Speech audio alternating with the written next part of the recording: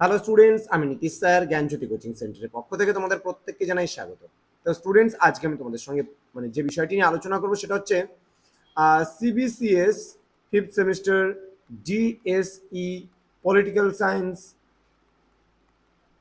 যে নতুন সিলেবাস হয়েছে সেই সিলেবাসে দেখবে তোমরা ইসিওএসসিও বলে একটা টপিক রয়েছে এবং সেই জায়গার থেকে আমি আজকে একটা অতি গুরুত্বপূর্ণ টপিক নিয়ে আলোচনা করব।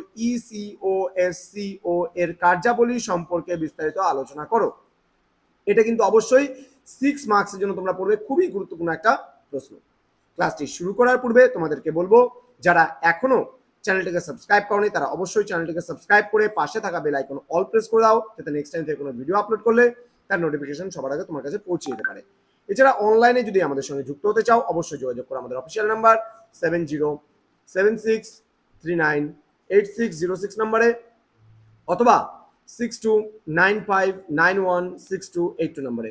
তোমাদের টোটাল কোর্স ফি রয়েছে শুধুমাত্র 499 টাকা, যারা প্রোগ্রাম কোর্সে রয়েছে তাদের জন্য। তো দেরি কিসের, আজই যোগাযোগ করো আমাদের জ্ঞানজ্যোতি কোচিং সেন্টারে। চলো শুরু করছি আজকের ক্লাসটি। ইসিওএসসিও এর ক্ষমতা ও কার্যাবলী কি আছে। দেখো, ইসিওএসসিও নিম্নলিখিত কার্যগুলি সম্পাদন করে থাকে। কি সেই কাজগুলো জেনে নেব এখন আমরা ধাপে ধাপে।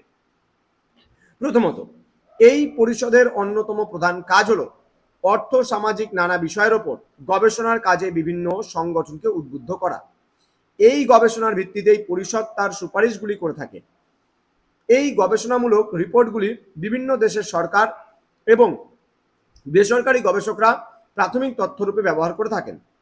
এই ধরনের কাজের কয়েকটি উল্লেখযোগ্য নিদর্শন যেমন ওয়ার্ল্ড ইকোনমিক সার্ভে, ইউএন এর স্ট্যাটিস্টিক্যাল ইয়ারবুক, দেন ইউএন এর ডেমোগ্রাফিক ইয়ারবুক, তো ইত্যাদি বিষয়গুলো কিন্তু আমাদের ইসিওএসসিও দ্বারাই কিন্তু পরিচালিত হয়ে থাকে।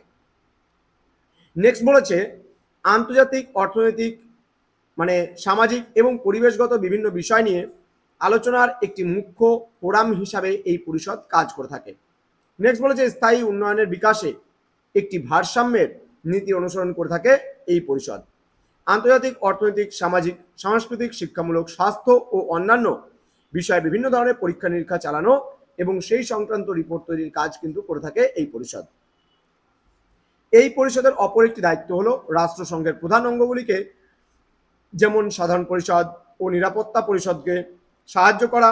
এছাড়াও সাধারণ সভার অনুমতি সাপেক্ষে অর্থনৈতিক ও সামাজিক পরিষদ রাষ্ট্রসংঘের সদস্য রাষ্ট্রসমূহ ও বিশেষ উদ্দেশ্যমূলক সংস্থাগুলিকেও সহায়তা দিতে পারে।